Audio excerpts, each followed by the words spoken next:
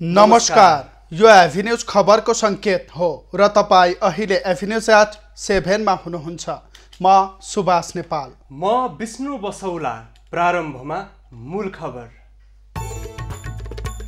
नेकपा सचिवालयको बैठक तत्काल बोलाउन ओलीद्वारा अस्वीकार। बहुमत सदस्यले लिखित आग्रह गर्दा पनि बैठकको बारेमा प्रतिक्रिया आज निष्कर्ष दिनुभएको छैन।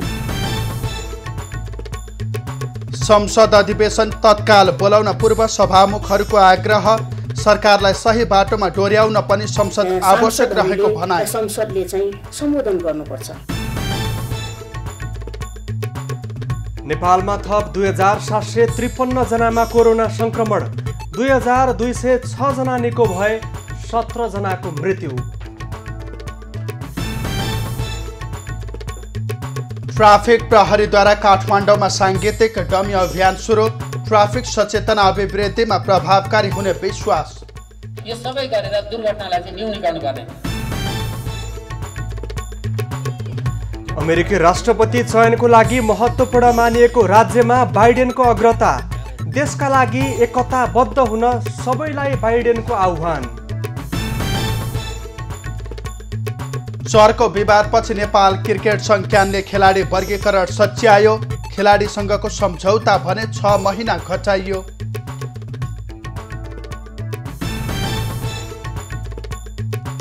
र मैत्रीपूर्ण खेलको लागि ढाका पुगेको नेपाली फुटबल टोलीको कोरोना रिपोर्ट नेगेटिभ। भोलिबाट प्रशिक्षण हुने।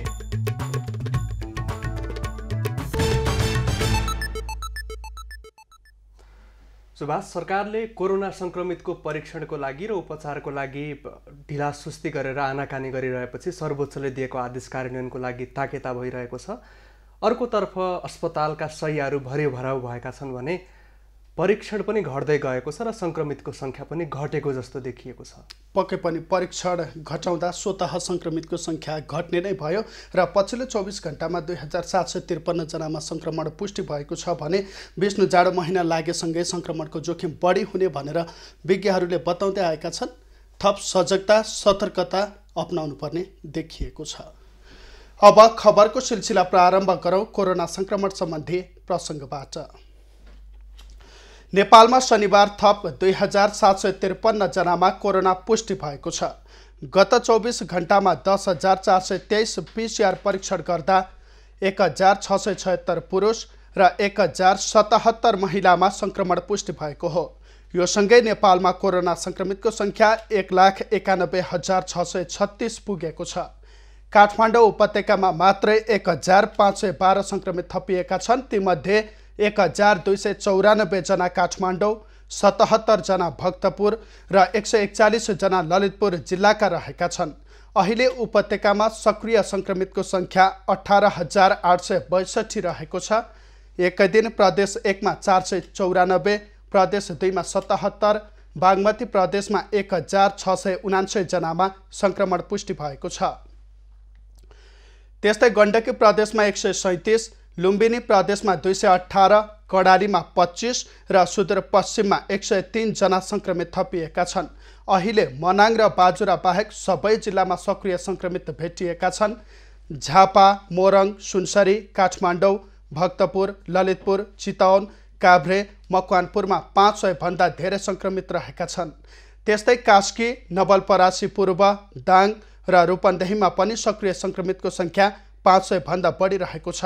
सङ्क्रमण पुष्टि भएका मध्ये सक्रिय सङ्क्रमितको सङ्ख्या 35,435 रहेको छ। तीमध्ये 28,920 जना होम आइसोलेसनमा र 6,515 जना संस्थागत आइसोलेसनमा रहेका छन्। त्यसै गरी 365 जनाको सघन उपचार कक्ष र 76 जनाको भेन्टिलेटरमा उपचार भइरहेको छ। एकै दिन 2,206 जना सङ्क्रमित निको भएका छन्।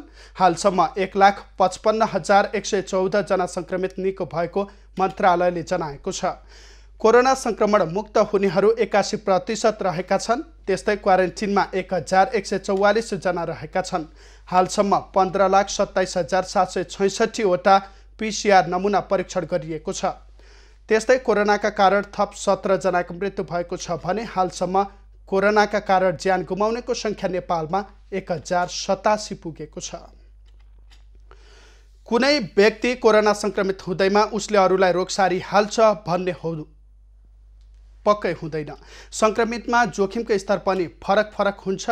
कोरोना संक्रमित कुनै व्यक्ति कति जोखिममा छ वा उसले संक्रमण सार्न सक्छ अथवा सक्दैन जस्ता कुरा उसको सिटी भ्यालु अर्थात् साइकल थ्रेसहोल्ड भ्यालुको आधारमा बुझ्न सकिन्छ।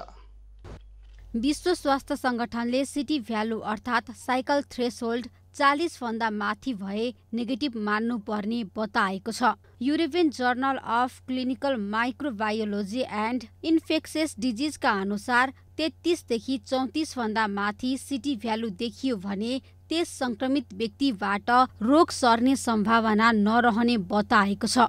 तर सुरुमा परीक्षण गर्दा सिटी भ्यालु ठूलो अङ्कमा देखिए संक्रमित व्यक्ति आइसोलेसनमा भने अनिवार्य बस्नुपर्छ। त्यसलाई चाहिँ भाइरस लोड चाहिँ बढी भएको बुझिन्छ। भाइरस लोड बढी भएपछि जस्तो अरूलाई सर्ने सम्भावना चाहिँ बढी हुन्छ र त्यो स्याम्पल चाहिँ एकदम संक्रामक मानिन्छ। त्यसले गर्दाखेरि अन्य व्यक्तिलाई सर्ने र कहिलेकाहीँ आफूलाई पनि भाइरसको लोड बढी हुँदाखेरि लक्षणहरू देखिने अलिकति अप्ठ्यारो पर्ने हुनसक्छ। पीसीआर प्रविधिका क्रममा सिटी भ्यालुले भाइरसको मात्रा मापन गर्न सहयोग गर्दछ। जति बढी अङ्कको सिटी भ्यालु हुन्छ त्यति नै थोरै मात्रामा भाइरसको संख्या रहन्छ। त्यस्तै नमुनामा भाइरसको मात्रा धेरै भएको खण्डमा अर्थात् सिटी भ्यालुको अङ्क 24 भन्दा जति तल देखियो त्यति नै उक्त नमुना बढी संक्रामक देखिन्छ। पीसीआर पोजिटिभ भए पनि यदि सिटी भ्यालु 24 अङ्क भन्दा धेरै छ भने यसले अरूलाई रोग सार्ने जोखिम कम हुन्छ। तर सिटी भ्यालु कम अङ्क देखिएका संक्रमित व्यक्तिमा रोग प्रतिरोधात्मक क्षमता धेरै छ भने भाइरसले उक्त व्यक्तिलाई पार्ने जटिलतामा भने फरक पर्ने विज्ञहरू बताउँछन्। र अर्को कुरा यदि कसैलाई पीसीआर चाहिँ पोजिटिभ छ, ऊ चाहिँ 2 हप्ता आइसोलेसनमा बसेको छ, उसलाई कुनै लक्षण देखिएको छैन, तर सिटी भ्यालुमा पीसीआर पनि नेगेटिभ पोजिटिभ आएको छ र सिटी भ्यालु पनि 28, 30, 32 यो खालको आएको छ भने के बुझ्नुपर्छ भने यो अवस्थामा अरूलाई पनि सर्दैन र आफूलाई पनि स्वयंलाई पनि केही हानि गर्दैन। कोरोना संक्रमण देखिएको करिब 1 हप्तामा भाइरस लोड धेरै हुन्छ। त्यो बेला अधिकांशको सिटी भ्यालु 24 भन्दा धेरै तल देखिन्छ। संक्रमण जति निको हुँदै जान्छ सिटी भ्यालु 24 अङ्कबाट बढ्दै जान्छ। शरीरमा भाइरसको संख्या जति कम हुँदै जान्छ त्यति नै संक्रमण फैलन सक्ने जोखिम कम हुनुका साथै भाइरसले बिरामीलाई ल्याउने जटिलता समेत कम हुँदै जाने गर्दछ। जसका कारण पीसीआर परीक्षणका क्रममा सिटी भ्यालु अङ्क समेत समावेश गर्दा संक्रमणको अवस्था र संक्रमण फैलन सक्ने जोखिमलाई सजिलै अनुमान लगाउन सकिन्छ।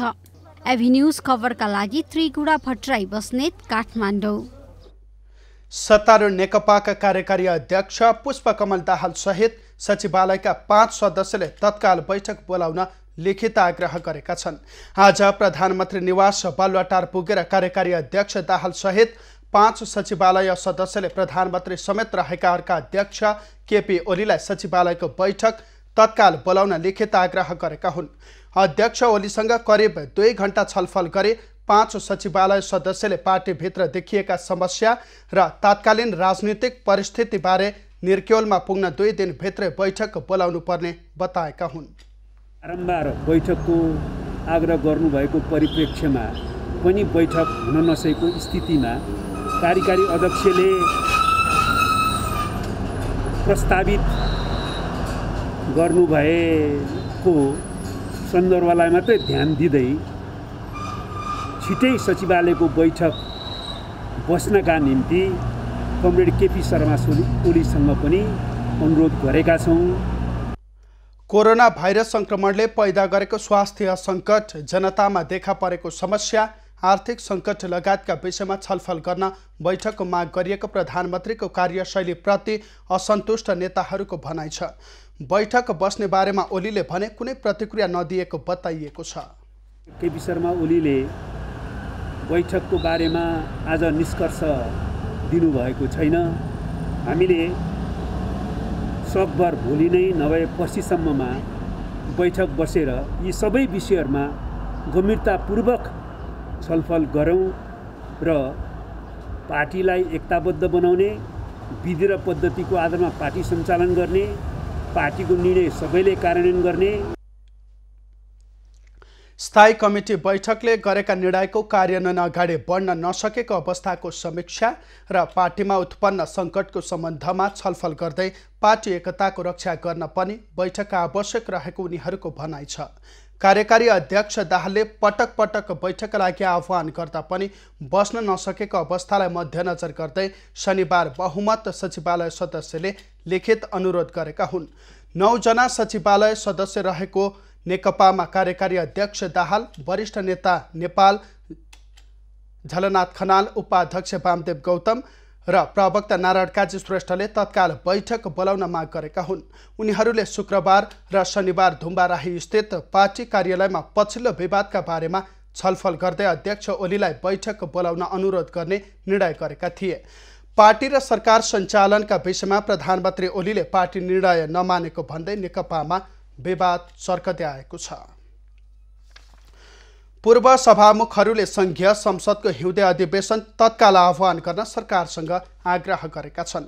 संक्रमणकालीन अवस्थामा जनताको समस्या सम्बोधन गर्न र सरकारलाई सही बाटोमा डोहोर्याउन पनि संसद आवश्यक रहने भएकाले अधिवेशन तत्काल आह्वान गर्न पूर्व सभामुखहरूले आग्रह गरेका हुन्। संसदको आवश्यकता लोकतन्त्रमा महत्त्वपूर्ण रहेको भन्दै तत्काल हिउँदे अधिवेशन आह्वान गर्नुपर्ने माग पूर्व सभामुखले गरेका छन्। लामो समय संसद बन्द हुँदा सरकार अराजक बन्ने खतरा हुने भएकाले तिहार लगत्तै अधिवेशन आह्वान गर्नुपर्ने उनीहरूको भनाइ छ। पूर्व सभामुख उनसरी घरतीले तिहारपछि अनिवार्य रूपमा संसद चलाउनु पर्ने बताइन्। संविधान अनुसार 6 महिनाभन्दा बढी समय संसद बन्द गर्न नहुने स्मरण गराउँदै घरतीले अहिलेको अवस्थामा जनप्रतिनिधिहरूले जनताका कुरा राख्न पनि संसद अनिवार्य रहेको उल्लेख गरिन्।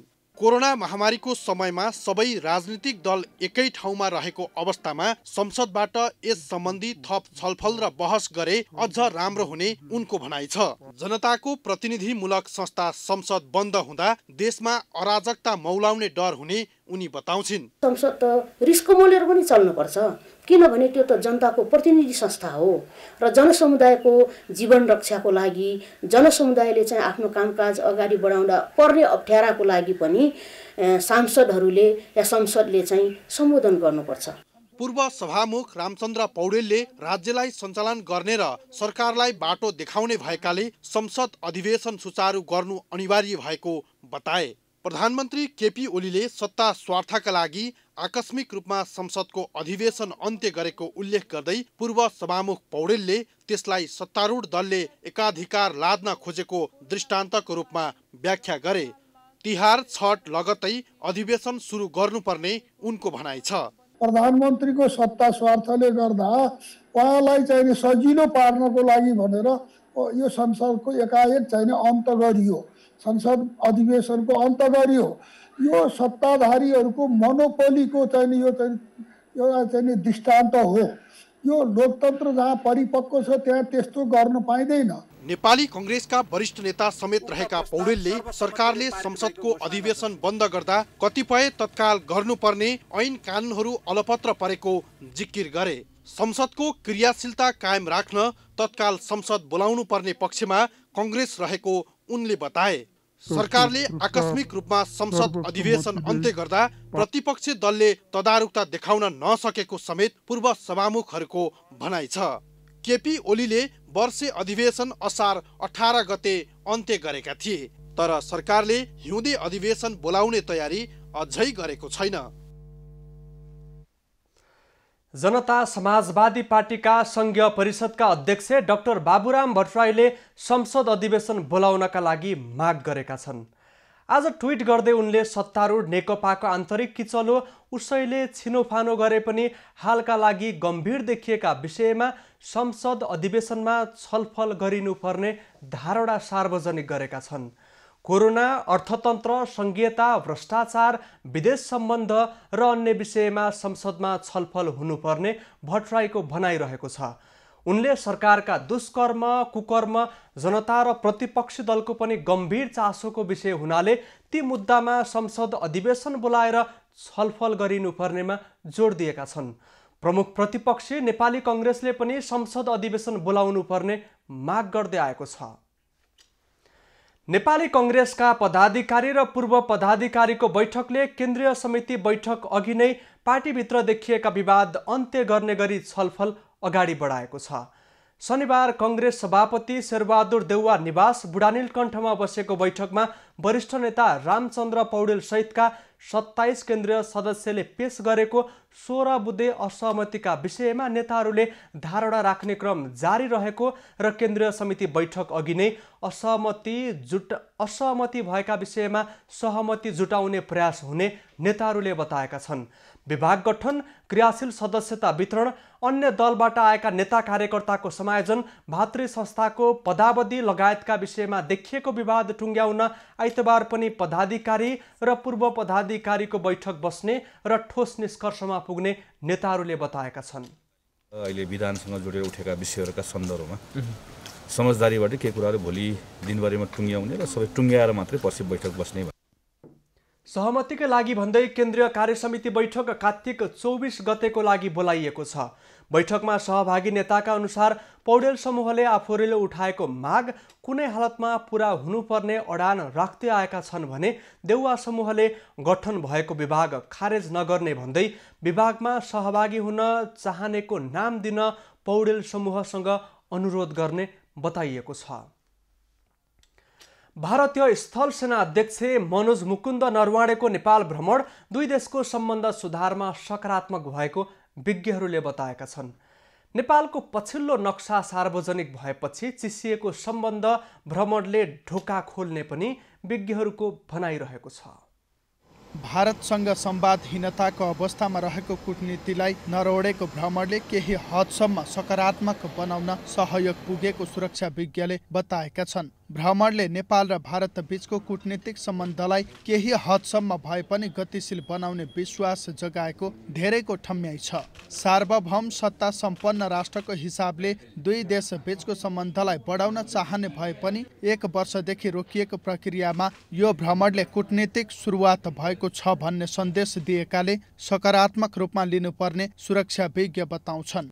एउटा सार्वभौम सत्ता सम्पन्न राष्ट्रको हिसाबले हामी चाहिँ नि दुई देशको बीचको सम्बन्धलाई बढाउन चाहन्छौँ र यसलाई चाहिँ नि 1 वर्षदेखि जुन रोकिएको प्रक्रिया छ त्यो चाहिँ नि कूटनैतिक पहलबाट यसको सुरुवात होस् भन्ने जुन किसिमको सन्देश दिनुभएको छ भारतीय संस्थापनलाई वा चाहिँ नि भारतको सरकारलाई, त्यसले सकारात्मक भूमिका नै खेल्छ जस्तो लाग्छ। दुई देश बीचको सेनाको सम्बन्ध ब्रिटिस आर्मी रहँदादेखि नै भएकाले पनि सैन्य कूटनीतिलाई भिन्दै किसिमले व्याख्या गर्नुपर्ने आवश्यकता नरहेको पनि विज्ञको भनाइ छ। कूटनीति सैन्य भए पनि वा गैर सैन्य भए पनि अन्ततगत मुलुकलाई निकास दिन मद्दत पुग्ने बताइन्छ। भिन्दै किसिमले कूटनीति सैन्य कूटनीतिको व्याख्या कतिपयले गरेको मैले नै सुनेको छु, तर यो चाहिँ नि होइन। कूटनीति भने कूटनीति नै हो, त्यो सैन्य होस् वा गैर सैनिक होस्, त्यसले अन्ततगत मुलुकलाई एक किसिमको निकास दिनको निम्ति मद्दत गर्ने हो। अब त्यो हिसाबले हेर्यो भनेदेखि सैन्य कूटनीतिलाई छुट्टै मान्नु आवश्यक छैन र यो चाहिँ नि के भने ट्र्याक टू डिप्लोमेसी अन्तर्गतको हो। इतिहासदेखिकै सम्बन्धका कारण नेपाली सेनाले भारतीय सेनासँग कूटनीतिक सम्बन्ध विकास गर्न खोज्नुलाई अन्यथा ठान्न नहुने पनि विज्ञले औल्याएका छन्। तर स्वतन्त्र मुलुकको हिसाबले कुनै पनि स्थितिमा पछाडि हट्न नहुने र अहिलेको भ्रमणले कूटनीतिक वातावरण सकारात्मक बनाएको भने देखिन्छ। भारतीय सेना प्रमुख 3 दिने भ्रमण पूरा गरी शुक्रबार दिल्ली फर्केका छन्। भ्रमणका क्रममा उनलाई नेपाली सेनाको मानार्थ महारथीको दर्जा प्रदान गरिएको थियो। उनले राष्ट्रपति विद्यादेवी भण्डारी, प्रधानमन्त्री केपी ओली र प्रधान सेनापतिसँग समेत छुट्टा छुट्टै भेट गरेका थिए। काठमाडौँ उपत्यकाको तापक्रम घटेसँगै आज बढी चिसो महसुस गरिएको छ। उपत्यका सहित देशभर चिसो बढेको छ। मौसम पूर्वानुमान महाशाखाको पछिल्लो विवरण अनुसार आज काठमाडौँको न्यूनतम तापक्रम 10 डिग्री सेल्सियस मापन गरिएको छ। शुक्रबार काठमाडौँको न्यूनतम तापक्रम 10.2 डिग्री सेल्सियस मापन गरिएको थियो। आज काठमाडौँ उपत्यकामा यस वर्ष जाडो सुरु भएदेखिकै सबैभन्दा कम तापक्रम मापन गरिएको छ। मौसमविदका अनुसार अबको केही दिन देशभर तापक्रम निरन्तर घट्ने क्रममा देखिएको छ। केही दिन तराईमा पातलो कुहिरो लाग्ने र पहाडमा लामो समय पानी नपरेकाले तुवालो बढ्ने मौसमविदको भनाइरहेको छ। सुभाष, सवारी चाप र जनघनत्व धेरै भएको काठमाडौँ उपत्यकामा स्वाभाविक रूपमा नै सवारी साधनको चाप सडकमा बढी छ र चाप घटाउनका लागि र सहज रूपमा आवागमन गराउनका लागि विभिन्न किसिमका उपाय पनि अवलम्बन हुँदै आएका छन्। यही बीचमा भदौमा ट्राफिक प्रहरीले काठमाडौँका विभिन्न चोकमा 45वटा डमी प्रहरी भनेर स्थापना गरेको थियो। पक्कै पनि यहाँले भने जस्तै भदौ 16 गते डमी ट्राफिक 45वटा स्थानमा राखिएको थियो र त्यसलाई अद्यावधिक गर्दै अब डमी ट्राफिकले मात्रै सचेतना भएन, सचेतनामा कमी आयो भन्ने हिसाबले चाहिँ डमी सँगसँगै अब साङ्गीतिक डमीको अभियान आजबाट सुचारू गरेको छ र यसले थप सडक नियम सिकाउने, अनुशासन सिकाउने भनेर अपेक्षा पनि गरिएको छ। अब यसै सम्बन्धी थप खबर। काठमाडौँमा ट्राफिक सचेतना अभिवृद्धिका लागि साङ्गीतिक डमी अभियान शनिबारदेखि सुरु भएको छ।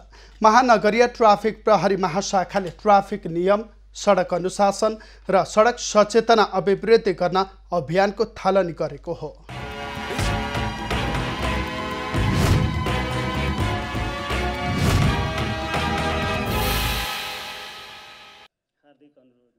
सडक शिक्षा कार्यक्रमलाई प्रभावकारी बनाई सडक सभ्यता अभिवृद्धि गर्ने र सडक दुर्घटना न्यूनीकरण गर्नका लागि भदौ 16 गतेदेखि काठमाडौँका विभिन्न सडक छेउमा 45वटा ट्राफिक डमी राखिसकिएको छ। सो अभियानलाई अझ थप प्रभावकारी बनाउन शनिबारदेखि साङ्गीतिक डमी अभियान ट्राफिक प्रहरी महाशाखाले सुरु गरेको हो। साङ्गीतिक माध्यमबाट ट्राफिक नियमबारे आम नागरिकहरूलाई सुसूचित गर्ने नम्बर 1। नम्बर 2 मा ट्राफिक सचेतना वृद्धि भई ट्राफिक नियम पालनाको प्रवृत्ति बढाउने र नम्बर 3 मा चाहिँ यो सबै गरेर दुर्घटनालाई चाहिँ न्यूनीकरण गर्ने हाम्रो मुख्य उद्देश्य यो हो र यो मार्फत हामी त्यसमा सफल हुन्छौँ भन्ने लाग्छ। गीत सङ्गीतका माध्यमबाट ट्राफिक नियम सिकाउँदा चालक र यात्रुले मनमा छिटो र सजिलोसँग लिने तथा त्यसलाई तत्काल व्यवहारमा लागू गर्ने भएकाले यो अभियान सुरु गरिएको हो। महानगरीय प्रहरी कार्यालयका प्रमुख डिआइजी विश्वराज पोखरेलले दुर्घटना न्यूनीकरणमा अभियान प्रभावकारी हुने विश्वास व्यक्त गरे। अभियान अन्तर्गत सडक प्रयोगकर्ताहरू, सर्वसाधारण र चालकलाई ट्राफिक नियम पालनमा जागरुक बनाउन चोक चोकमा डमी राखेर ट्राफिक सचेतनामूलक गीतहरू बजाउँदै जनचेतना जगाइनेछ। उद्घाटन समारोहमा सहभागीहरूले अभियानले दुर्घटना न्यूनीकरणमा सहयोग गर्ने विश्वास व्यक्त गरे। अभियान अन्तर्गत उपत्यकाको भिडभाड हुने बानेश्वर, कोटेश्वर, रत्नपार्क, शान्ति बाटिका, कलङ्की र गोङ्गबु नयाँ बस पार्क चोकमा डमीको सहायतामा अडियो बजाएर सचेतना दिइनेछ। बिहान र बेलुका 3 घण्टा यो कार्यक्रम सञ्चालन हुनेछ। त्यसका लागि ख्याति प्राप्त व्यक्तित्व र राष्ट्रिय कलाकारहरूको स्वरमा ट्राफिक सन्देश एवं ट्राफिक गीतहरूको अडियो क्लिप तयार गरिएको छ। यसबाट प्रत्येक आधा घण्टामा कम्तीमा 50 जना सडक प्रयोगकर्ताहरू लाभान्वित हुने र दैनिक 3000 भन्दा बढीले ट्राफिक शिक्षा प्राप्त गर्ने अपेक्षा महाशाखाको रहेको छ।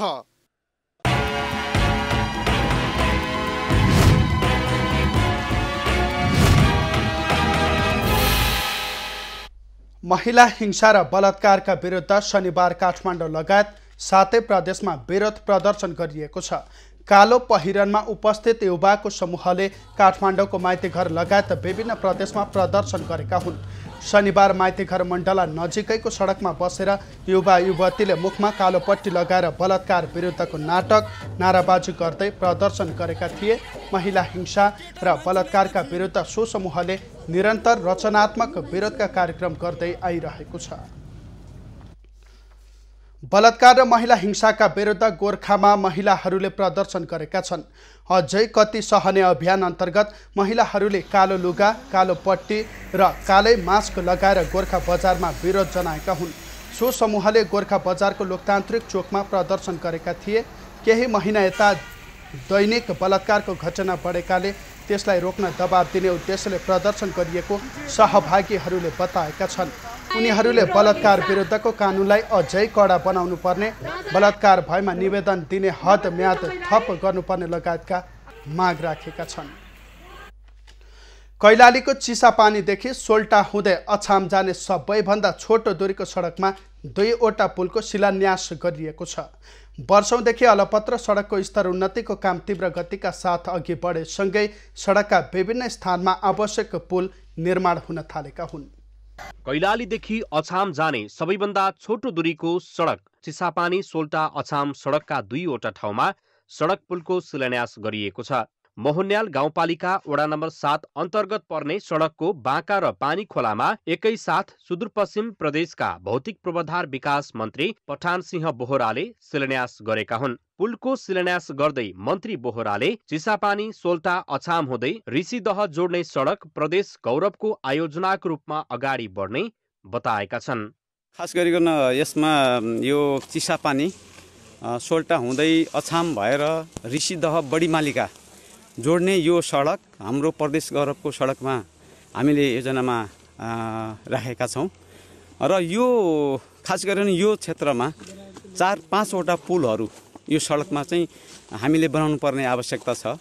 सुदूरपश्चिम प्रदेशको भौतिक पूर्वाधार विकास मन्त्रालयको बजेटमा बन्न लागेको सडक पुलबाट कैलाली, सुर्खेत र अछाम जिल्लाका जनता प्रत्यक्ष लाभान्वित हुनेछन्। 3 जिल्लालाई प्रत्यक्ष जोड्ने सबैभन्दा छोटो दूरीको सडकलाई सरकारले महत्त्वका साथ छिटो निर्माण गर्न मोहन्याल गाउँपालिका वडा नम्बर 7 का वडा अध्यक्ष खरप्रसाद अधिकारीले माग गरेका छन्। कर्णाली चिसापानीदेखि अछामसम्म जाने जुन खालको बाटो छ, आज चाहिँ बाँका पुल र यो पानीखोला पुलमा जुन शिलान्यास हुँदैछ, यसले लाभान्वित यहाँदेखि अछामसम्म सबै मान्छे हुनेछन् र बीचमा धेरै खालका मलाई लाग्छ चौकिने, पञ्चपुरी, त्यसपछि गएर यतै मोहनेलका लगायत अछामसम्म एकदम छोटो र समयमा दुर्घटनाहीन पुग्न सक्ने बाटो नै यो हुनेछ। यस्ता कामहरू आगामी दिनमा हुनुपर्छ भन्ने कुरा म तपाईँको विचार। सडक नहुँदा वर्षौंदेखि आफ्नै आवश्यकतादेखि विच्छेद भएका मोहन्याली जनता सडक बन्ने भएपछि भने यति बेला निकै हर्षित देखिन्छन्। खोलामा तपाईँको कयौँ रात चाहिँ ट्रकहरू, गाडीहरू, ट्र्याक्टरहरू यहीँ बस्नु पर्थ्यो, कयौँ सामानहरू अनलोड गरेर यहाँबाट लिनु पर्थ्यो, कयौँ चोटि यहाँ चाहिँ ट्र्याक्टरहरू पल्टिएका छन्। तर आज जुन यो बन्यो यो एकदमै सकारात्मक छ, धेरै राम्रो छ र यसै गरी 2वटा पुलको निर्माण जिम्मा पाएका निर्माण कम्पनीले पूर्ण गुणस्तर सहित निर्माण सम्पन्न गर्ने बताएका छन्। समय अनुकूल रहेसम्म समय अवधि भन्दा अगावै पुल निर्माण सम्पन्न गरिसक्ने मालिका निर्माण सेवा प्रणालीका सञ्चालक रघुवीर साउद बताउँछन्। स्टेज पुल हो, यो 18 महिने कार्यक्रम छ र म यसको क्वालिटी र क्वान्टिटीको लागि म प्रतिबद्ध छु र सामान्य अवस्था रहेमा म यसलाई समयभित्र नै सम्पन्न गर्नेछु। वर्षौंदेखि सरकार पक्षबाट सौतेलो व्यवहार खेपेको सडक निर्माणका लागि यति बेला 3 तहका सरकार लाग्न जरुरी देखिएको छ। एबी न्यूज खबर टेलिभिजनका लागि मङ्गल बास्कोटे, कैलाली। बजारमा माग अनुसार मह आपूर्ति गर्न नसकेको बाँकेका मौरी पालक किसानले बताएका छन्। खजुरा 3 बाँकेका मौरी पालक किसान थलबहादुर थापाले महको माग बढ्दै गए पनि सोही अनुसार उत्पादन गर्न नसकिएको बताएका हुन्।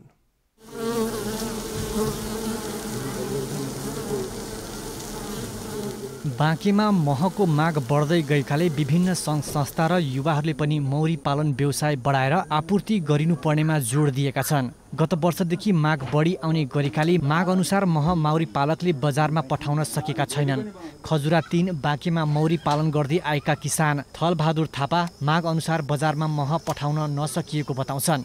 मह थोक विक्रेता फेमिली आयुर्वेद कृषि ज्ञान केन्द्रसँगै नेपालगञ्ज बजारमा पनि पछिल्लो समय महको माग उच्च रहेको छ। 10 वर्ष पहिलेदेखि मौरी पालन गर्न सुरु गरेका थापाले सकुन्जेल निरन्तरता दिने सोच बनाएका छन्। उनले पालेका 65 घार मौरीबाट वार्षिक 10 देखि 12 क्विन्टल मह उत्पादन हुँदै आएको छ।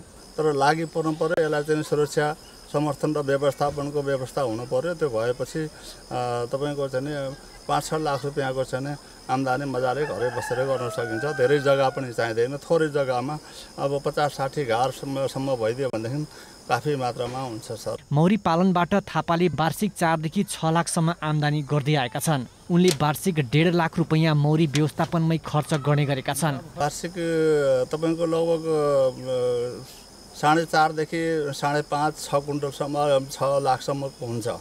त्यसमा चाहिँ तपाईँको लगभग 6 लाख रुपियाँमा चाहिँ 1.5 लाख रुपियाँ अब माइनस गरेर पनि त्यसमा अरू पैसा पर्छ। 4.5 लाख रुपियाँ त चोखो चाहिँ नि बच्छ। लाखौं लगानी गरेर विदेश जानुभन्दा स्वदेशमै मौरी पालनमा लाग्न उनले युवाहरूलाई सुझाव पनि दिएका छन्। नेपालगञ्ज ब्युरोको रिपोर्ट। पछिल्लो समय झापा जिल्लामा सामूहिक केरा खेतीमा किसानहरूको आकर्षण बढ्न थालेको छ। धान, मकै लगायतका अन्य बालीको तुलनामा राम्रो आम्दानी हुने भएपछि किसानहरू सामूहिक केरा खेतीतर्फ आकर्षित भएका हुन्। झापा जिल्लामा सामूहिक केरा खेतीमा कृषकको आकर्षण बढ्न थालेको छ। धान, मकै, गहुँ लगायतका अन्य बालीको तुलनामा राम्रो आम्दानी हुने भएपछि जिल्लाका किसानहरू सामूहिक केरा खेतीमा लागेका हुन्। जिल्लाको 12 गाउँपालिका 7 स्थित 32 बिघे क्षेत्रका किसानले दुर्गा माता कोला खेती तथा कृषि फार्म मार्फत विगत 3 वर्षदेखि सामूहिक केरा खेती गरिरहेका छन्। स्थानीय 35 घर परिवारले आआफ्नो निजी जमिन सहित भाडाका जग्गामा केरा खेती गरेका हुन्। 3 वर्ष अघि 3 जनाले 12 बिघा जमिनमा सुरु गरेको केरा खेती अहिले 150 बिघा बढी क्षेत्रफलमा विस्तार भएको छ। 10 कट्ठामा उहाँहरूले 40 मन धान फलाउनु हुन्थ्यो, मरितरी भने 20,000 खर्च आउँथ्यो भने अहिले 10 कट्ठामा उहाँहरूको 2-2.5 लाख रुपियाँ आम्दानी देखिएको छ र उहाँहरू सन्तोषजनक हुनुहुन्छ। र त्यो मात्रै नभएर के छ भने यहाँ चाहिँ डेली 500-600 को दरले रोजगारी पाएको छन् डेली। राम्रो आम्दानी भएसँगै केरा खेती विस्तारका लागि अन्य 16 बिघा जमिन भाडामा लिएको फार्म सञ्चालक बताउँछन्। केरा फार्ममा अहिले 1 दर्जन बढीले दैनिक रोजगारी समेत पाएका छन्। कोला खेती गरेर हामीले 12 बिघा कोला खेती गरेर 1 वर्षको आम्दानी जोड्दाखेरि हामीलाई कोला खेती गर्नै पर्छ भन्ने एउटा जिज्ञासा भयो र अहिले हामीले डेली यहाँ रोजगार त हामीले 12 जनालाई त डेली दिएका छौँ र मासिक तलकमा पनि 1-2 जना साथी राखेका छौँ, 25,000 रुपियाँ दिएको छ। किसानले अहिले मालबो, चिनी चम्पा लगायतका केरा लगाएका छन्। धान, मकै लगायतका बाली लगाउँदा खर्च धान्नै मुस्किल परेको अनुभव सुनाउने किसान अहिले सामूहिक केरा खेतीमा लागेसँगै जीवन नै परिवर्तन भएको बताउँछन्। प्रति बिघा 4 देखि 5 लाखसम्म खर्च कटाएर मुनाफा हुने किसानहरूको भनाइ छ। 1 वर्ष रोपेको कोला जति 4 वर्षमा पनि धान नहुने रहेछ। त्यो हिसाब किताबले चाहिँ अनि हामीलाई अब के गरौँ भन्दा उपाय खोज्दै जाँदा यसले चाहिँ हुन्छ कि भनेर अनि यो सुरु गरेपछि यसले भयो पनि राम्रै छ। यसमा अलिक बढी हुने भएको कारण अलिक राम्रो हुने अनि अलिकति अब सोइलमा हैन छरीमा काट्नु छरीमा अलिक काम हुने, गर्मी डाइरेक्ट गर्मी नहुने भएको कारणले अलिकति राम्रो पनि हुन्छ। अनि अब यो अरू बाली भन्दा निकै लाभदायी पनि छ। अब यसले राम्रो ठाउँ पायो, राम्रो बिरुवा भयो भने वार्षिक अब 4 लाखदेखि 5 लाख 5.5 लाखसम्म हामीले नै बेचिरहेको छौँ। उत्पादित केराको बजारको समस्या भने नभएको किसानको भनाइ छ। उत्पादित केरा खरिदका लागि बुटवल, पोखरा, काठमाडौँ लगायतका स्थानबाट व्यापारी फार्म नै पुग्ने गरेका छन्। केरा खेतीका लागि सरकारले कृषकलाई आवश्यक मल, बिउ र प्राविधिक सहयोग गर्ने हो भने भारतबाट आयातित केरालाई केही वर्षमै प्रतिस्थापन गर्न सकिने किसानको भनाइ छ। सन्तोष नेउपाने, झापा। कृषिमा आधुनिक प्रविधि भित्राएर अर्घाखाँचीका एक किसानले राम्रो आम्दानी गरिरहेका छन्।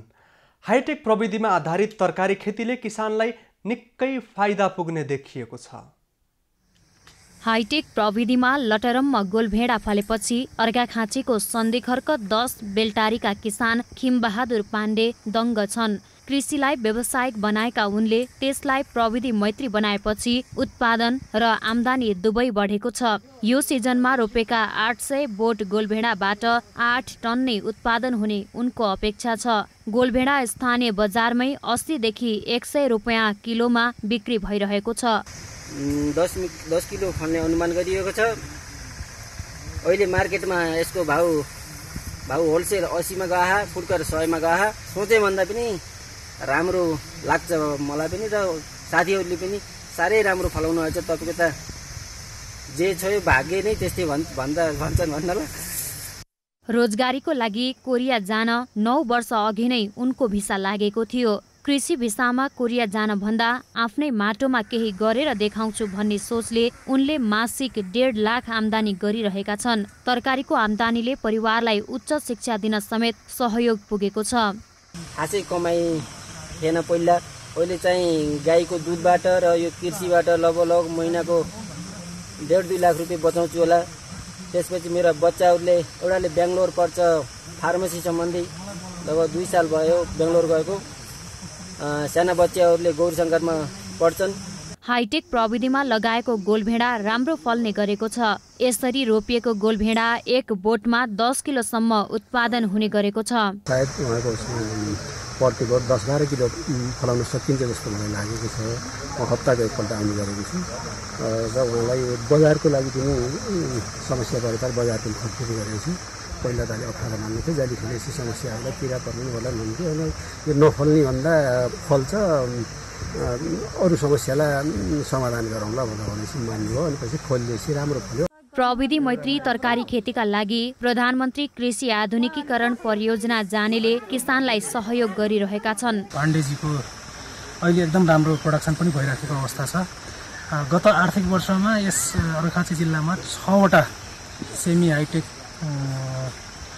50% अनुदानमा चाहिँ 50% किसानको लगानी र 50% कार्यालयको लगानीमा चाहिँ निर्माण भएका छन्।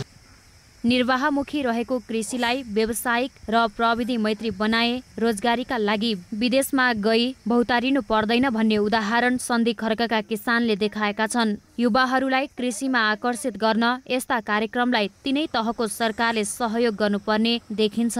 प्रेम नारायण आचार्य, अर्घाखाँची। अबको पालो एभिन्यूज एट स्पोर्ट्सको।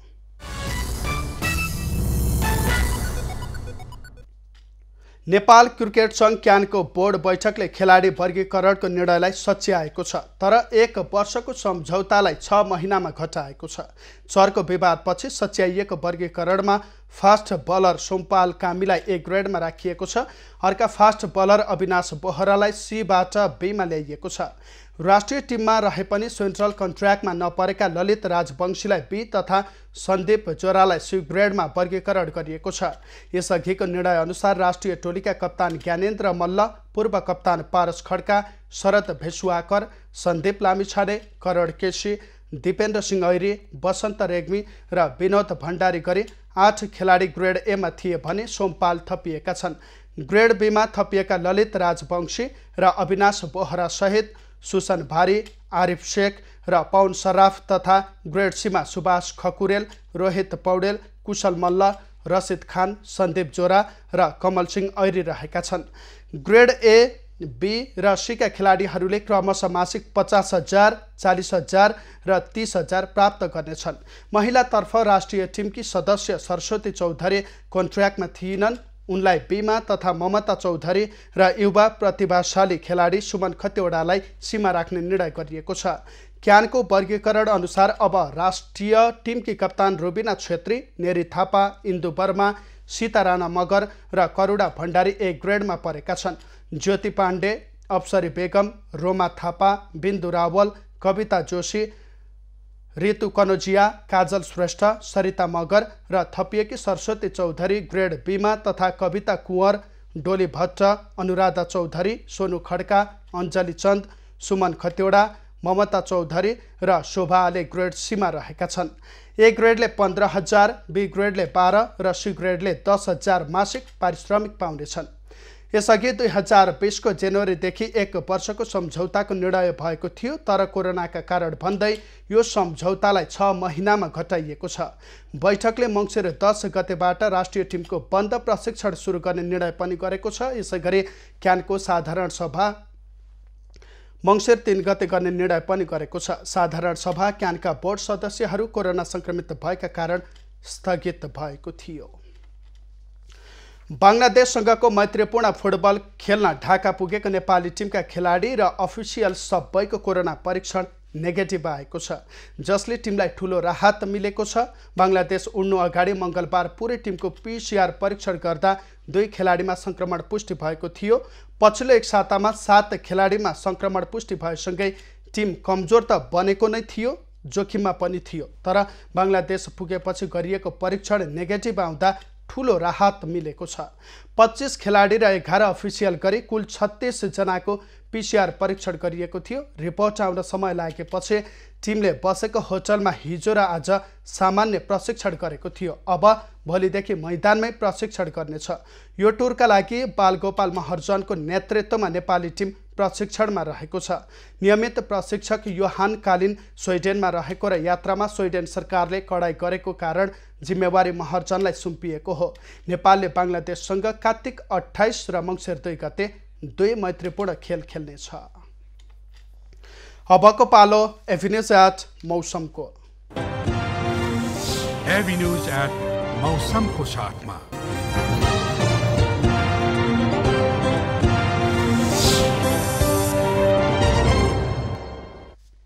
पछिल्लो 24 घण्टामा देशभरको मौसम सामान्यदेखि आंशिक बदली रह्यो। आज राति पहाडी क्षेत्रमा आंशिक बदली हुनेछ भने अन्य स्थानको मौसम सामान्यतया सफा रहने जल तथा मौसम पूर्वानुमान महाशाखाले जनाएको छ। काठमाडौँ उपत्यकाको आजको अधिकतम तापक्रम 23 डिग्री सेल्सियस र न्यूनतम तापक्रम 10 डिग्री सेल्सियस मापन गरियो। आज देशभरको मौसम कस्तो रह्यो त हेरौँ देशका विभिन्न स्थानको मौसमी अवस्था।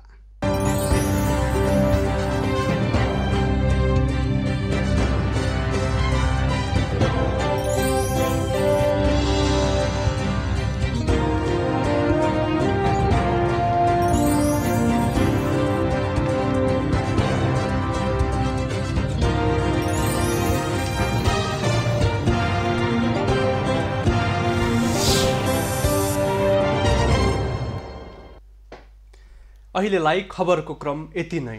एभिन्यूज खबरका यी सहित अन्य विस्तृत खबरका लागि www.avenews.tv लगअन गर्न सक्नुहुनेछ। युट्युब, फेसबुक र ट्विटरमा पनि हामीलाई फलो गर्न सकिनेछ। खबर भित्रको खबरका लागि हेर्दै रहनुहोला एभिन्यूज खबर। नमस्कार।